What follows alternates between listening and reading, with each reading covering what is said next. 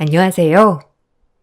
세상에 허영심 많은 사람들이 많다고 하지만 가장 가까운 곳에 그런 사람이 있다는 것이 놀랍고도 어이가 없어 여기에 글을 써보려고 해요. 전 착한 공무원 남편을 만나 지금껏 열심히 살았어요. 남편의 벌이가 대단히 큰 것도 아니었지만 그래도 다른데 한눈 안 팔고 열심히 사는 모습이 좋아 결혼을 결심한 것이었죠. 전 여기 대학 졸업 후 바로 취직한 회사에서 자리를 잘 잡았기 때문에 금전적으론 여유가 있었는데 결혼을 하고 남편의 시동생도 곧 결혼을 준비할 거라고 하더라고요. 저희도 결혼한 지 얼마 되지 않았기 때문에 연달아 결혼하는 것이 좀 부담스럽지 않나라고 생각했지만 시동생은 꼭 결혼을 해야 할 만한 이유가 있었습니다. 그건 바로 시동생과 동서의 혼전 임신으로 인한 것이었어요. 둘 다 벌이도 없는 상태였기 때문에 시댁 어른들은 걱정이 이만저만이 아니었고 저 역시 수입원이 없는 상태에서 결혼을 한다는 것이 조금 불안해 보이긴 마찬가지였죠. 광수, 곧 결혼할 것 같은데 참 가진 것도 없어서 걱정이네. 뭐 하나 번듯하게 준비한 것도 없고 내가 다 불안해. 그래도 아마 결혼하면 더 열심히 사시겠지. 딸린 식구가 생기는 건데 우리는 아무 말 말고 축복이나 해주자. 그래, 그러도록 해야지. 언제 다 커서 결혼을 하게 됐는지 참 신기하네. 기특하기도 하고. 그래도 자기보다 먼저 임신했는데 당신은 괜찮은 거야? 내심 어머님도 자기 임신 바라셨는데 일이 이렇게 된 것 같아 내가 좀 그러네. 나? 전혀 안 그래. 누가 먼저 생기면 어때? 임신 자체가 축복이지. 그리고 우리는 아직 결혼한 지도 얼마 안 됐고 우리한테도 천천히 아기 천사가 올 거야. 그러니까 너무나 신경 쓰지 마. 지금은 동서랑 서방님만 축하해 주자. 알겠지?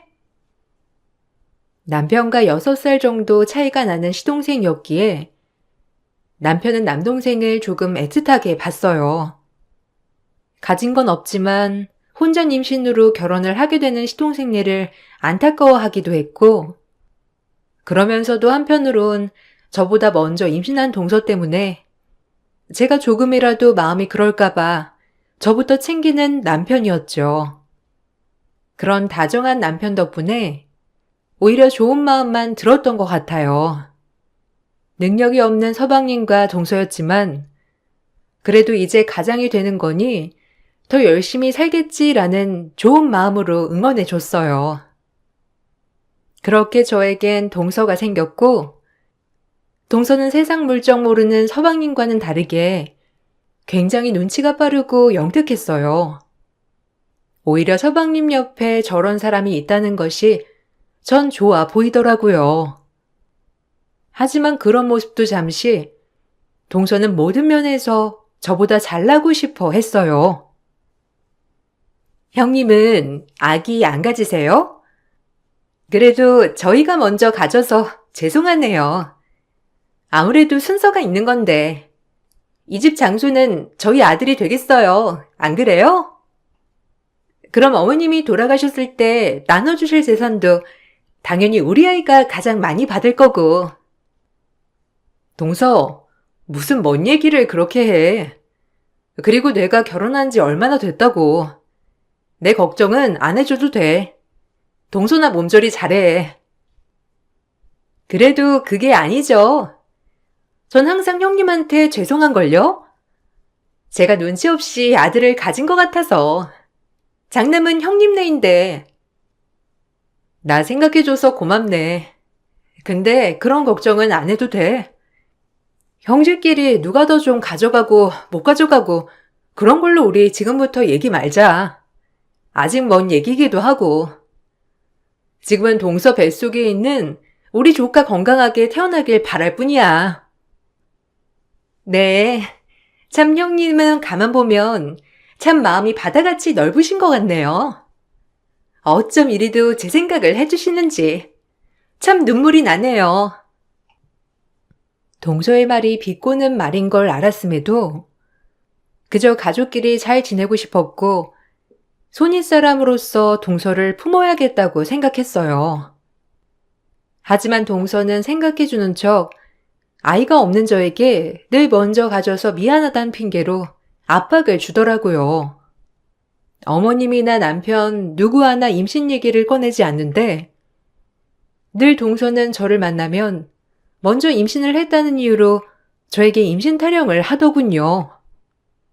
듣기 좋은 소리도 한두 번이지 매번 이런 식으로 얘기를 듣게 되자 동서가 점점 얄미워지기 시작했어요. 능력이 없는 서방님과 결혼을 하고 동서는 돈이 없다는 이유로 매번 시댁에 와서 어머님 주머니를 털어갔는데 정말 철이 없어도 너무 없는 동서였어요. 그런 동서를 보면서 한편으론 참 뻔뻔하다는 생각이 들면서 저런 것도 능력이구나 싶었고 그 정도로 동서에겐 염치라곤 없었어요. 우리 이는 지금 대기업 들어가려고 준비하는 거잖아요. 취직을 못하는 게 아니라 오라는 데는 많은데 제가 다 거르고 있어요. 이왕이면 대기업 들어가야지 좋은 거잖아요. 뭐 꼴랑 아주버님처럼 공무원 해도 되긴 하지만 평생 쥐꼬리만한 월급 받으면서 전 그렇게 못 살아요.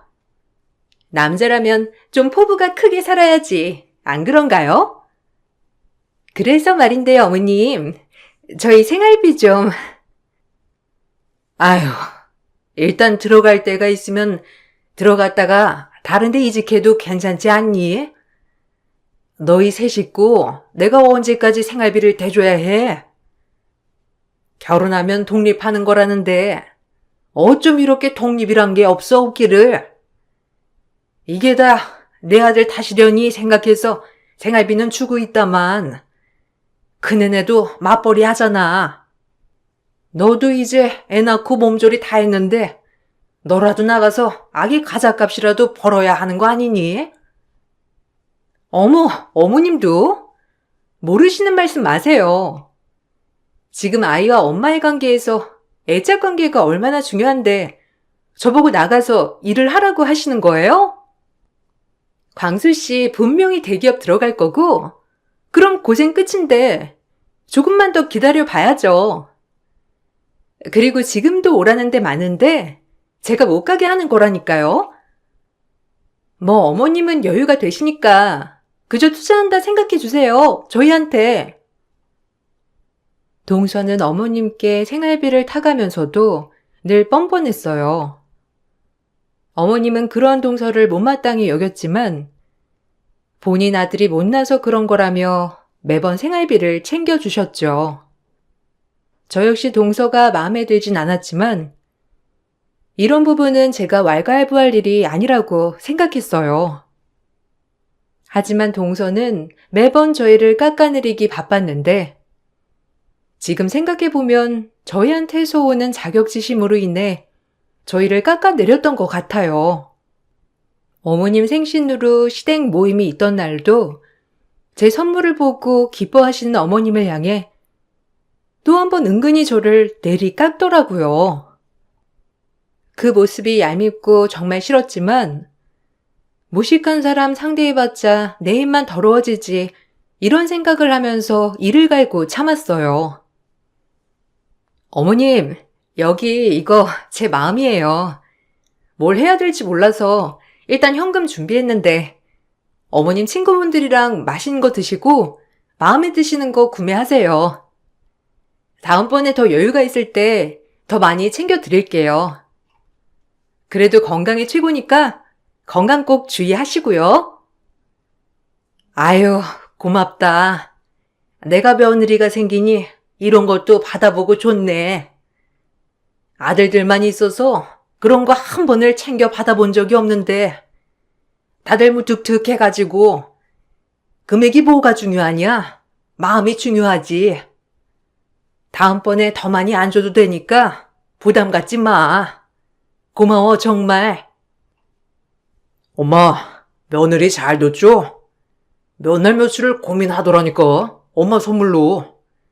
이걸로 맛있는 거 사드시고 친구들도 많이 만나셔요. 어머, 형님도 진짜 손 작긴 작다. 1년에 한 번뿐인 어머님의 날인데. 어머님, 저희 선물은 저희 아들인 거 아시죠? 어머님한테 제가 떡두꺼비 같은 손자 안겨드렸잖아요. 누가 할 수 있겠어요? 저니까 어머님한테 이렇게 제일 큰 선물을 한 거죠. 그래, 우리 둘째도 고생했어.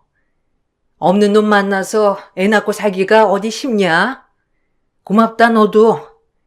아무튼 오늘 다 고마워.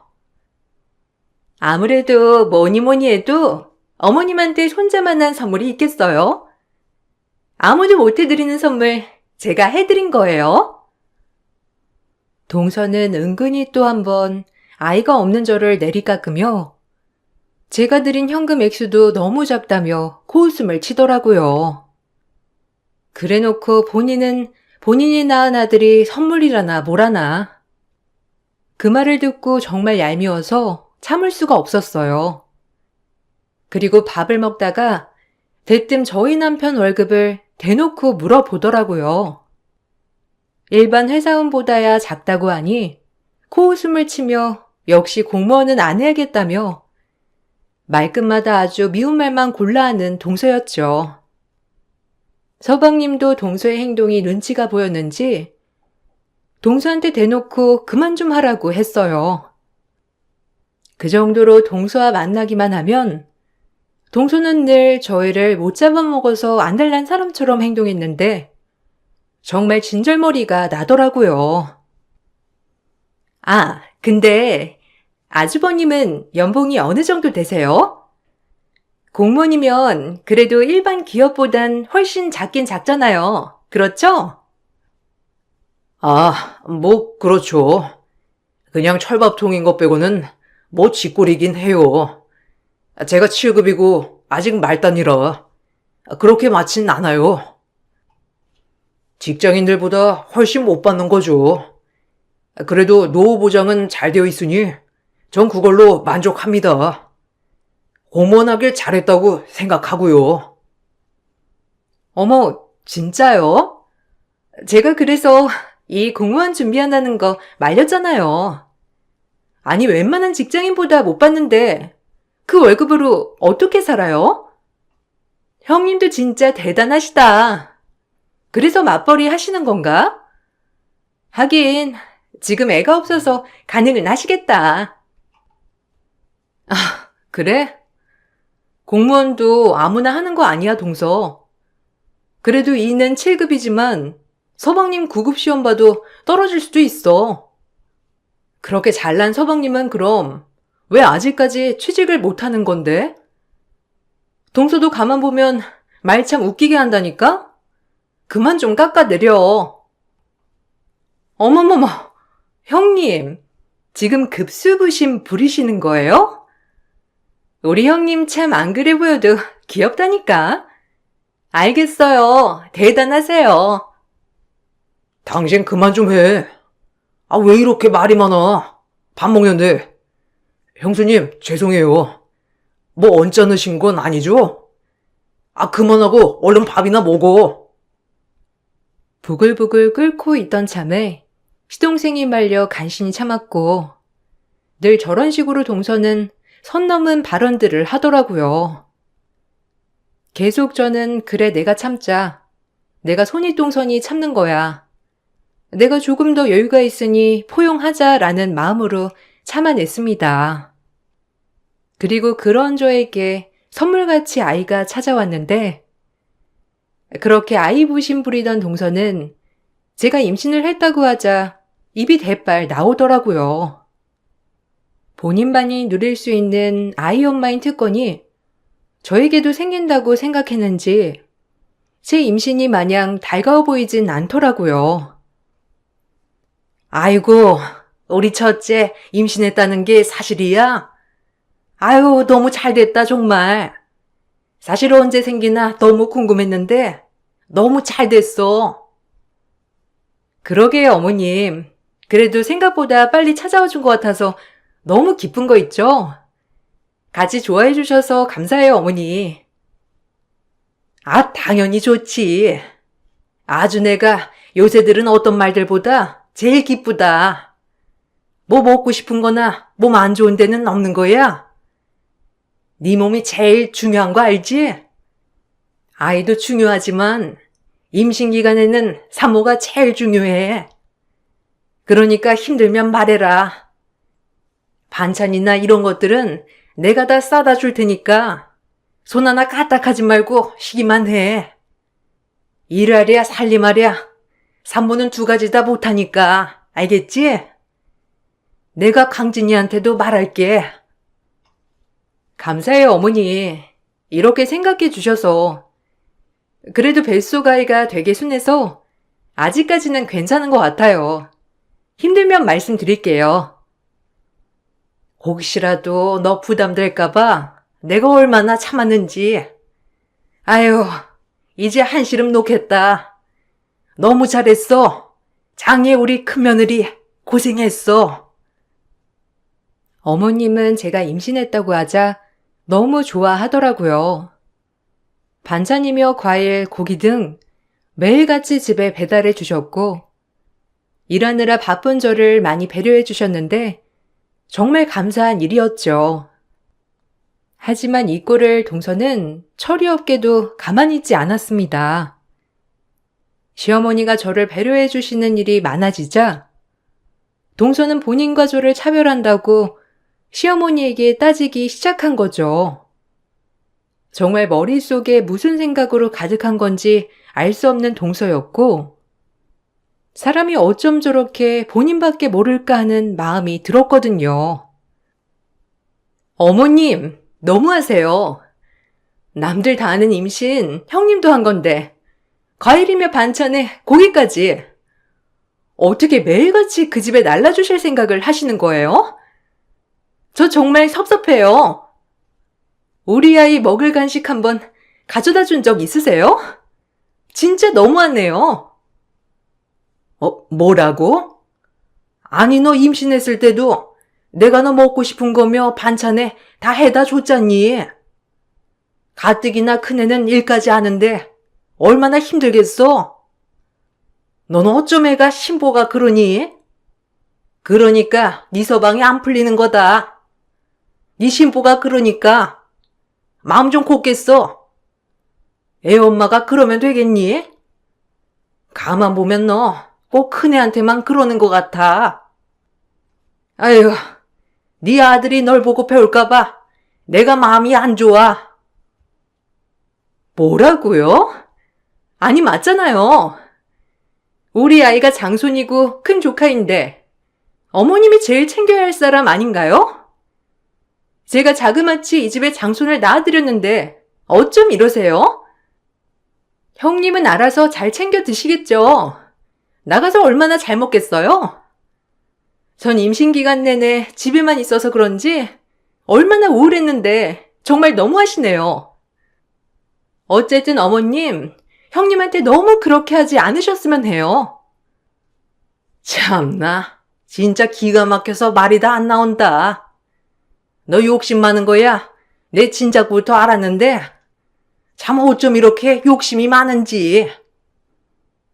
어머님은 동서의 말이 기가 막혀 말이 안 나온다고 하셨고, 저 역시 그 이야기를 듣고 진짜 웃음이 나왔어요. 어쩜 저리 생각도 없고 철도 없을까 하며 그렇게 동서에게 시기 질투를 받으며 저희 아이는 태어났고, 저희 아이도 참 늠름한 사내 아이였어요. 어머님도 좋아하시고 신랑도 좋아하고 제 인생의 가장 기쁜 날이 되었는데 딱 한 사람 동서만은 탐탁지 않아 했어요. 형님, 순산 축하드려요. 아, 근데 호칭은 똑바로 해야 하는 거 알죠? 형님네 아이가 늦게 태어났으니 우리 아들이 장손이고 꼬박꼬박 형님 대접해야 한다는 거 아이가 크면 꼭 얘기해 주세요. 그래야 하극상이 안 생기니까. 알았죠? 동서, 이제 태어났어. 무슨 그런 소리를. 그리고 자꾸 순서에 왜 이렇게 집착하는 거야? 설마 재산 때문에 그래? 그전부터 어머님 재산 타령하더니 그 재산이 설마 우리 아이한테 조금이라도 더 갈까봐 장손 타령하는 거야? 요즘 그런 게 어딨니? 형제들 다 똑같이 배분하는 거지. 진짜 그런 철없는 소리 하려거든 얼른 가. 나 지금 회복도 안 되어서 힘드니까. 알겠지? 똑같이라뇨? 엄연히 장손이랑은 달라야죠. 형님이 장손 낳았어도 그런 말씀 하실래요? 전 절대 그렇게 못해요. 그리고 막말로 아주버님이 첫째인데 항상 일이 잘 풀리니까 언제나 광수 씨가 안 되는 것 같기도 하고. 얼마나 제가 그런 마음 드는지 아세요?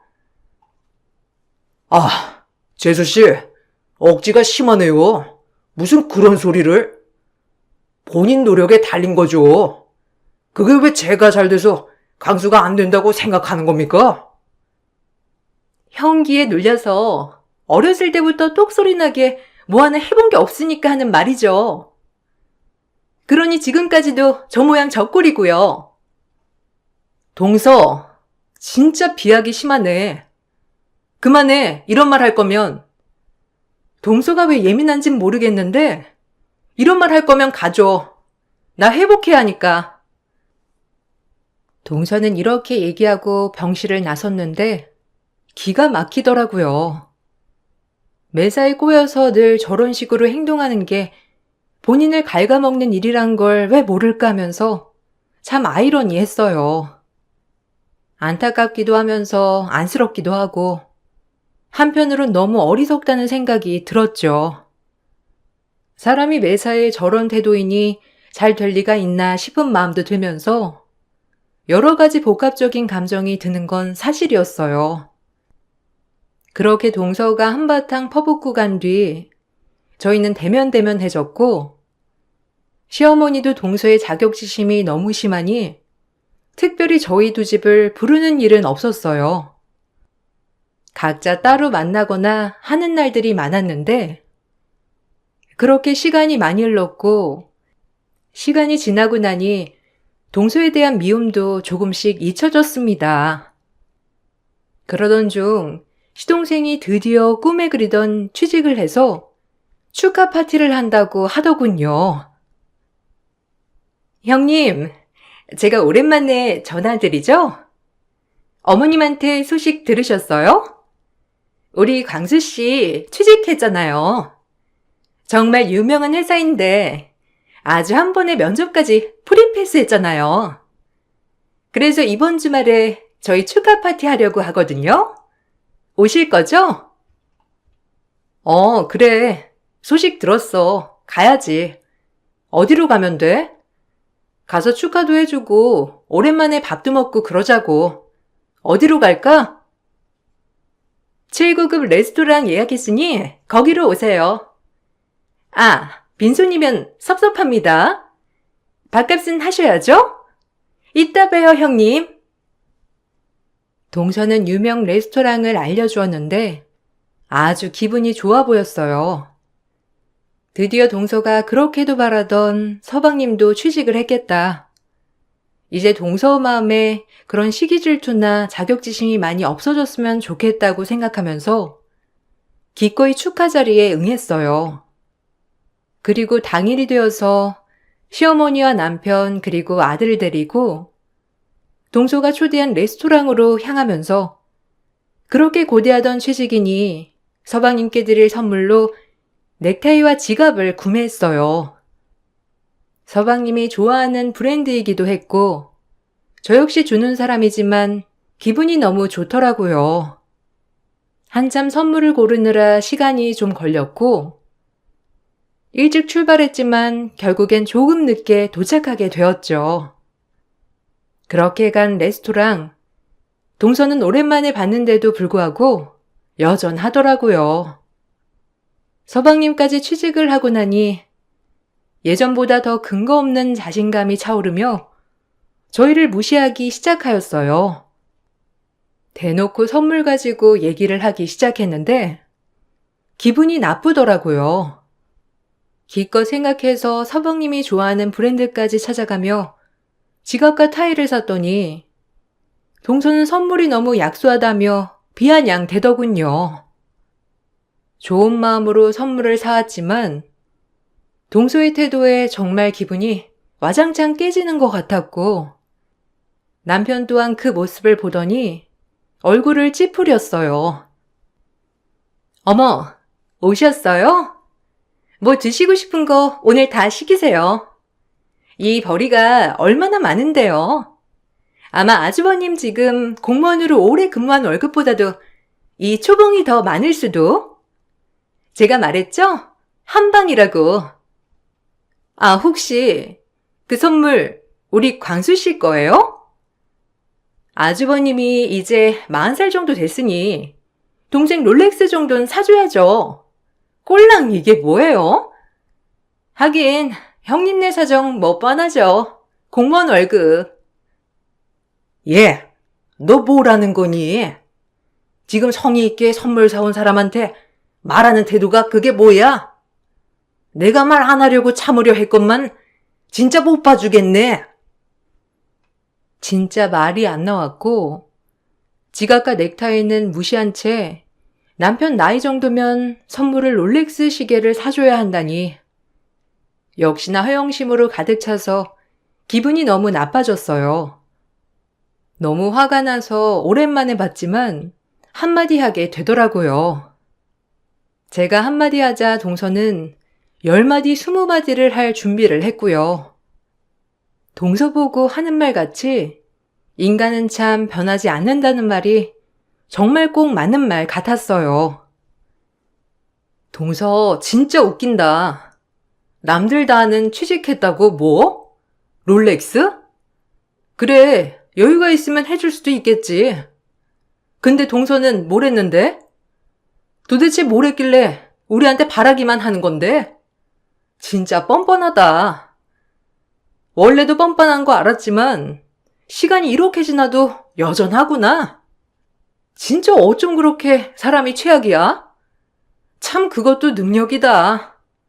내가 본 인간 중에 제일 최악이라고, 알겠어? 어머, 형님.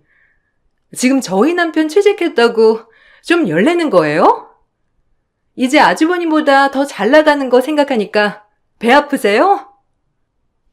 역시 이게 형님 얼굴이죠. 늘 두 얼굴 정말 싫었거든요. 마음 넓은 척 하는 것도 지겨웠는데 지금 이 모습 정말 더 웃기네요. 두 얼굴? 지금 나를 동서랑 똑같은 인간 취급하는 거야? 그거 동서 얘기하는 건 아니고? 어떻게 모든 인간을 다 그렇게 생각해? 동서가 저를 비웃고 있던 그때 때마침 레스토랑에 약속에 있던 시동생 상사가 시동생한테 인사를 하더라고요. 그리고 맞은편에 앉아있는 제 모습을 보자 저에게 깍듯이 인사했는데 모든 비밀이 다 밝혀지기 직전이었어요. 동서는 경악을 금치 못했고 그 꼴을 보아하니 아주 배꼽 잡듯이 우습더군요. 시어머니도 동서를 보는 낯빛이 정말 변했습니다. 자네, 여기 웬일이야? 아유, 이런 데서 다 만나네. 무슨 가족 모임인가? 전무님? 여기 계셨네요. 아, 네. 가족이라서요. 저희 시동생이에요. 아직 회사 사람들은 잘 모르니까 비밀로 해주세요. 모른 척 아셨죠? 네.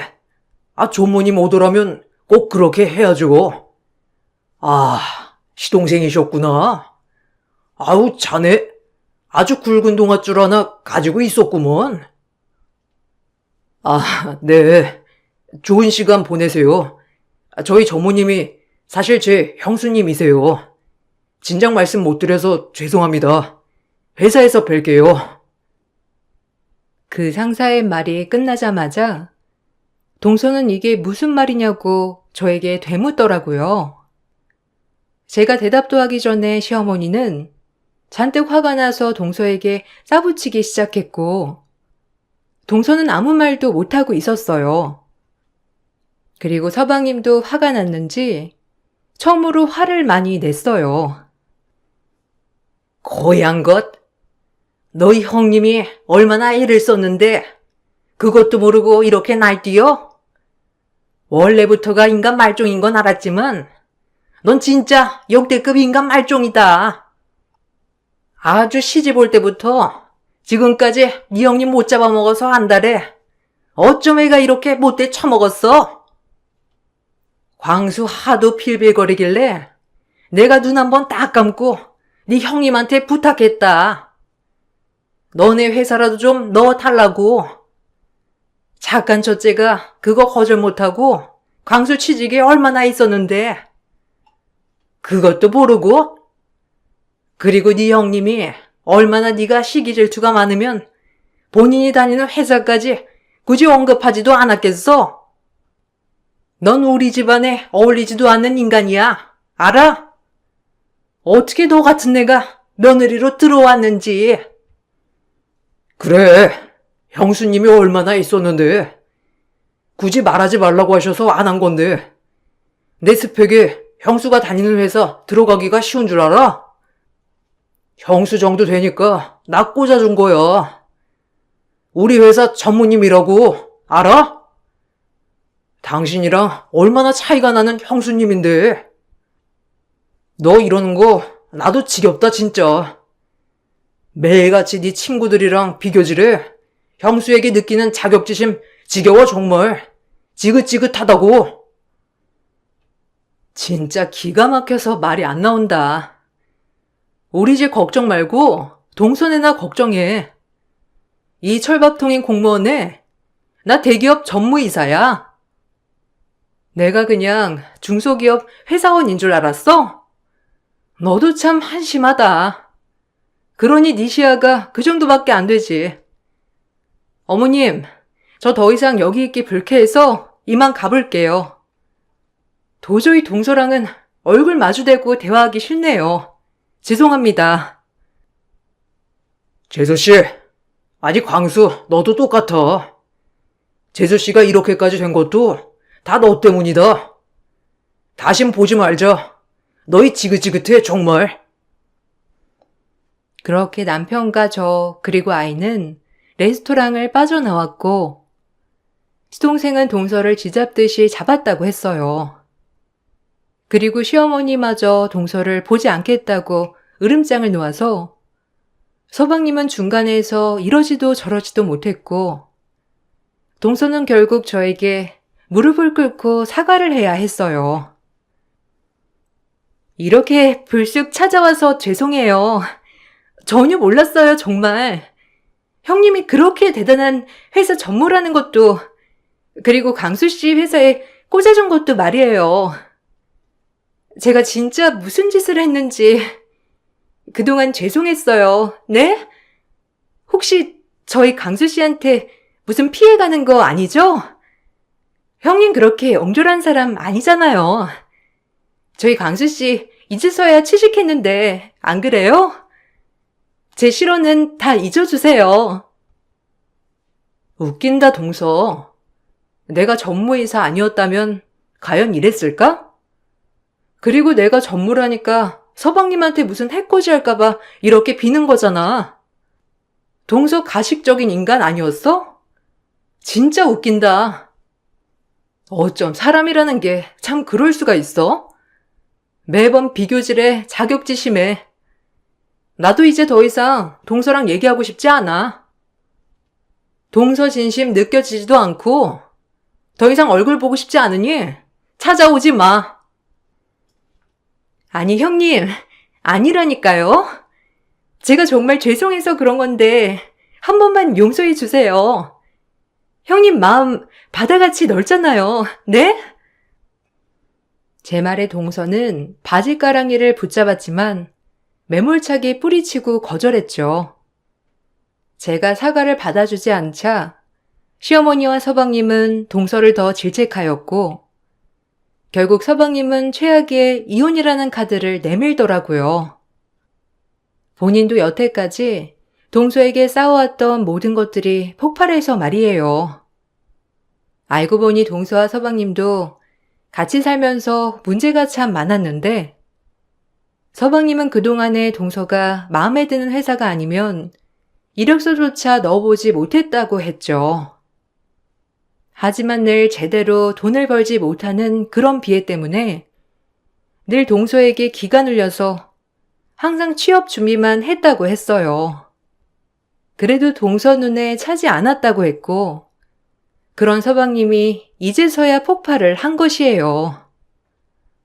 일이 이 지경까지 되자 동서는 저에게 계속 애원을 했지만 하나도 불쌍하거나 미안하지가 않았어요. 오히려 저 모습 뒤에 또 어떤 가식이 있을까 하는 생각만을 하게 될 뿐이었죠.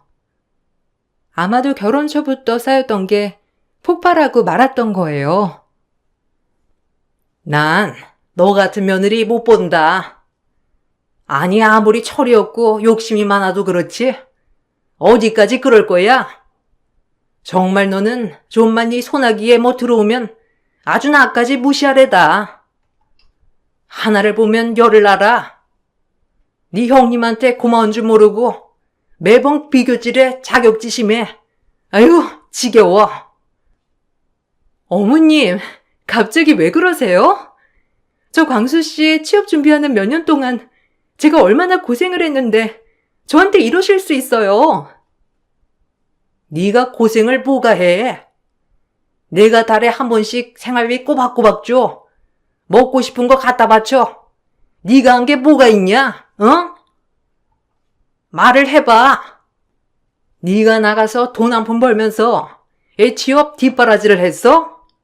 아니면 우리 집에 와서 김치 한 번을 담가봤어? 그래, 너 말 잘했다. 아니, 그건 아니지만 그래도 심적으로 저도 힘들었다고요. 그러니까 그렇게 말씀하지 마시라고요. 아, 넌 정말 끝까지 이기적이구나.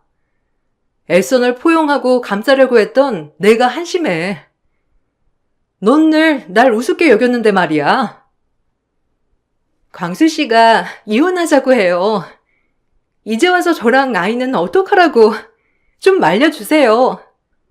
어머님이랑 형님도 막내 아들이 이혼남 되는 꼴 보고 싶지 않잖아요. 네? 그러니까 제발 한 번만 말려주세요. 저 찍소리도 안 하고 살게요. 우리 아들을 봐서라도요. 너 같은 거랑 평생 살 바엔 광수도 결정 잘했지. 우린 말릴 재주 없어. 깔끔히 떨어져 나가. 나도 이제 상관 안 할란다. 자업자득이야. 마음을 그렇게 쓰니 결과가 그렇지. 네 힘으로 뭔가를 이룰 생각은 안 하고 그저 서방님 뒤에서 조종하고 서방님만 들볶았지? 그렇게 살지 마. 너부터가 좋은 사람이면 저절로 주변 사람들이 좋은 사람이 되는 거야. 알겠니? 그 얘기 끝으로 전 동서의 번호를 지웠고 동서에게 질릴 대로 질린 서방님은 합의 이혼이 되지 않자 이혼 소송을 걸었어요. 양육권과 친권의 문제는 다행히 서방님이 일을 하고 있어서 서방님이 갖기로 하였고 서방님 앞으로 아직 어머님이 재산 한 푼 물려준 게 없었기 때문에 재산 분할할 것조차도 없었는데 그렇게 동서는 알거지로 쫓겨났어요.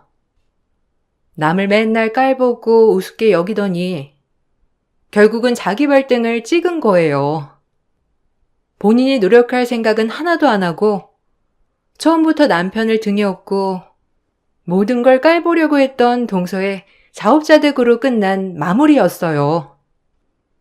그리고 시어머님이 재산이 많다는 이유로 본인 아들을 내세워 재산부터 받을 생각을 했던 동서는 결국 저희 집안과 완전 안 좋게 끝을 맺었습니다. 지금 돌이켜 생각해보면 정말 주변에 좋은 사람들만 둬도 모자랄 이 인생에 한 명이라도 주변에 그런 사람이 존재한다는 것 자체가 정말로 피곤하고 나 역시 몸도 마음도 안 좋아지는 것 같아요. 그래도 남은 생 좋은 사람들 곁에서만 지낼 수 있어서 다행이라고 할까요? 동서와 이혼 후 서방님은 오히려 얼굴도 좋아지고 한결 편해 보이더라고요. 가끔 면접으로 아이를 보여주긴 하지만 그때마다 동서는 아이 핑계를 대며 서방님과 재결합의 끈을 놓지 않고 있다는 소식도 들렸어요. 아마 이 집에 계속 들어오고 싶어 하는 이유도 어머님의 재산 때문이겠죠? 다행히도 서방님은 동서에게 질릴 대로 질렸는지 여지를 전혀 주지 않고 있다고 하더라고요.